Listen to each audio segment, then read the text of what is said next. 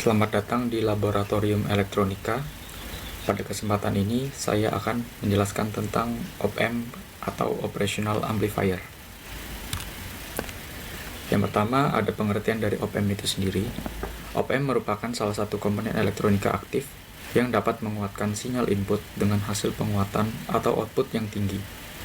Op-amp itu sendiri merupakan sebuah komponen yang terdiri dari banyak resistor, dioda, dan transistor yang dikemas dalam sebuah IC atau integrated circuit.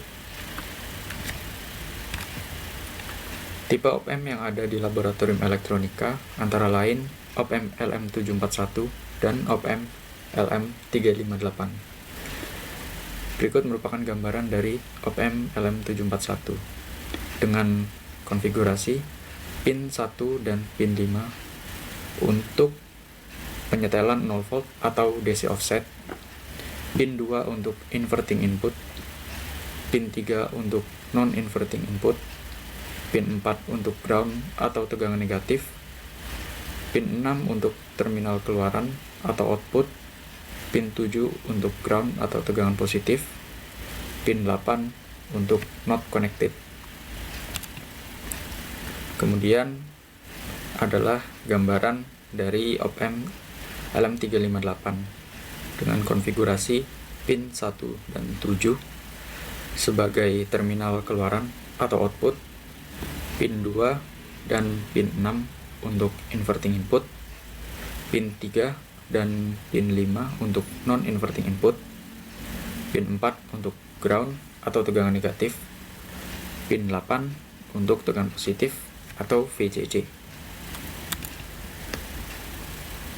Selanjutnya ada karakteristik penguat op-amp. Yang pertama, penguatan tegangan loop terbuka sangat tinggi. Kedua, tegangan offset keluaran sangat rendah. Ketiga, hambatan masukan sangat besar. 4. Hambatan keluaran sangat kecil. 5. Lebar pita sangat besar. 6. Respon time sama dengan 0. Yang ketujuh, tidak berubah pada suhu. Yang pertama, penguatan tegangan loop terbuka sangat tinggi. Penguatan tegangan loop terbuka adalah penguatan diferensial op-amp pada kondisi yang tidak terdapat umpan balik atau feedback yang diterapkan. Tanda negatif menandakan bahwa tegangan keluaran VO berbeda fasa dengan tegangan masukan VIN. Tegangan keluaran jauh lebih besar dari tegangan masukan. Yang kedua, tegangan offset keluaran sangat rendah. Tegangan offset keluaran adalah harga tegangan keluaran dari op-amp terhadap ground pada kondisi V ideal sama dengan 0. Op-amp yang dapat memenuhi harga VOO atau V output offset sama dengan 0 volt disebut op-amp dengan CMR atau Common Mode Rejection ideal. Dalam kondisi praktis, akibat adanya ketidakseimbangan dan ketidakidentikan dalam penguat diferensial, maka VOO biasanya berharga sedikit di atas 0 volt. Apalagi bila tidak digunakan umpan balik, maka harga VOO akan menjadi cukup besar untuk menimbulkan saturasi pada keluaran. Untuk mengatasi hal ini, maka perlu diterapkan tegangan koreksi pada op-amp agar pada saat V ideal sama dengan 0 volt, VOO juga sama dengan 0 volt. Yang ketiga, hambatan masukan atau input resistance sangat besar. RI sama dengan tak hingga. Hambatan masukan atau RI dari op-amp adalah besar hambatan di antara kedua masukan op-amp. Dalam kondisi praktis, harga hambatan masukan op-amp berdasarkan tipe yang dipakai adalah 5 kilo ohm sampai dengan 20 mega ohm. Harga ini biasanya diukur pada kondisi tanpa umpan balik. Apabila umpan balik negatif diterapkan pada op-amp, maka RI akan meningkat. Semakin besar RI, semakin baik penguat tersebut dalam menguatkan sinyal yang amplitudenya sangat kecil. Dengan RI yang besar, maka sumber sinyal masukan tidak terbebani terlalu besar. Yang keempat, hambatan keluaran atau output resistance sangat kecil. RO sama dengan 0. Hambatan keluaran dari op-amp adalah besarnya hambatan dalam yang timbul pada saat op-amp bekerja sebagai pembangkit sinyal. Apabila hal ini tercapai, maka seluruh tegangan keluaran akan timbul pada beban keluaran atau RL. Dalam kondisi praktis, harga RO adalah antara beberapa ohm hingga ratusan ohm pada kondisi tanpa umpan balik. Dengan diterapkannya umpan balik, maka harga RO akan menurun hingga mendekati kondisi ideal. Yang kelima, lebar pita atau bandwidth sangat besar. BW sama dengan tak hingga. Lebar pita dari op-amp adalah lebar frekuensi tertentu di mana tegangan keluaran tidak kurang dari 0,707 volt dari harga tegangan maksimum pada saat amplitudo tegangan masukan konstan. Yang keenam, waktu tanggapan atau response time sama dengan 0 detik. Waktu tanggapan dari op-amp adalah waktu yang diperlukan oleh keluaran untuk berubah setelah masukan berubah. Keluaran harus berubah langsung pada saat masukan berubah. Dalam praktiknya, waktu tanggapan memang cepat, tetapi tidak langsung berubah sesuai masukan. Pada umumnya, adalah berubah setelah beberapa mikrodetik dan disebut juga sebagai slew rate. Perubahan tersebut umumnya disertai dengan overshoot, yaitu lonjakan yang melebihi kondisi steady state. Tetapi pada penerapan biasa, hal ini dapat diabaikan. Kemudian yang terakhir, tidak berubah terhadap suhu. Suatu bahan semikonduktor akan berubah karakteristiknya bila terjadi perubahan suhu yang cukup besar. Dalam praktiknya, karakteristik sebuah op-amp pada umumnya sedikit berubah walaupun pada penerapan biasa perubahan tersebut dapat diabaikan. Kondisi ideal tersebut hanya merupakan kondisi teoritis dan tidak mungkin dapat dicapai dalam kondisi praktis. Sebuah op-amp yang baik harus memiliki karakteristik yang mendekati kondisi ideal. Selanjutnya, mode operasi pada op-amp. Yang pertama ada inverting op-amp atau output berbalik fasa dengan input. Penguat pembalik merupakan rangkaian penguat operasional paling dasar. Penguat ini menggunakan umpan balik negatif untuk mendapatkan tegangan keluaran loop tertutup. Input berupa ground virtual karena hubungan singkat bagi tegangan tetapi hubungan buka bagi arus.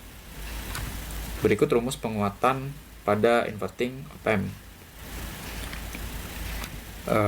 Dengan VO dibagi dengan V1 sama dengan minus RF dibagi dengan R1.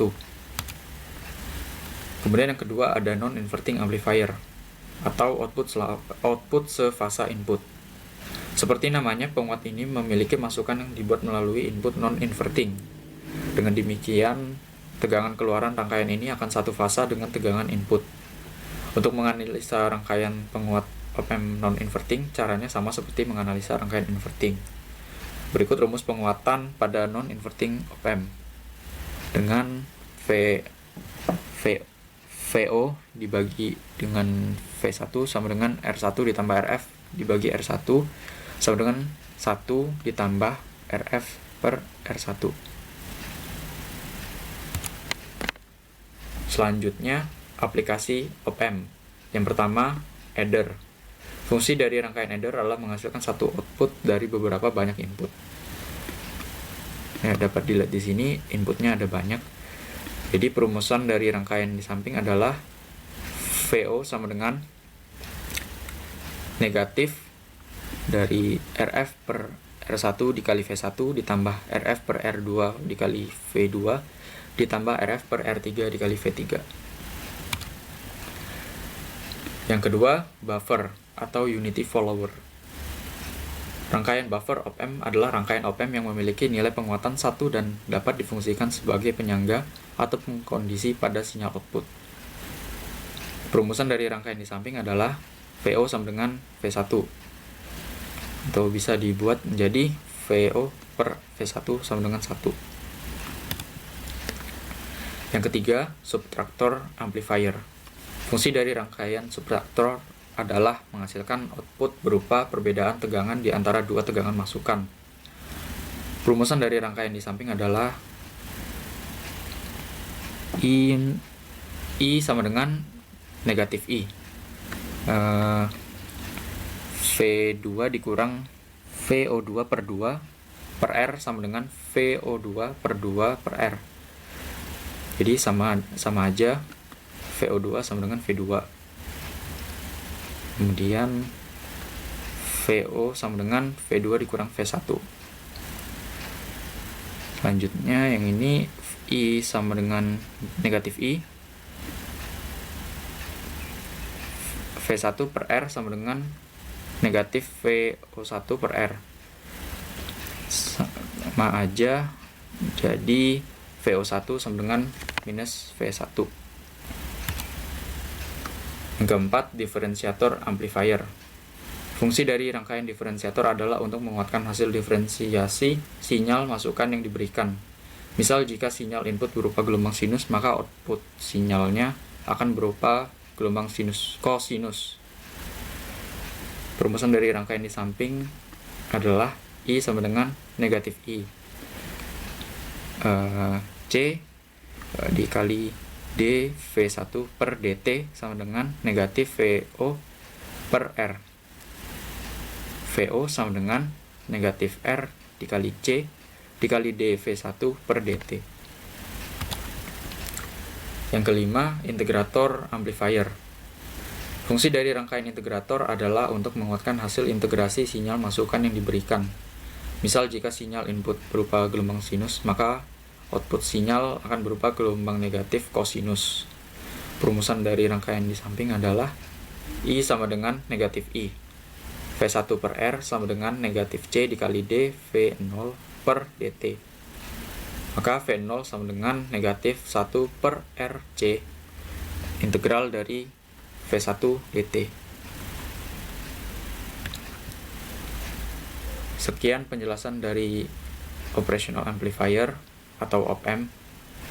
Apabila ada kekurangan, mohon maaf. Terima kasih.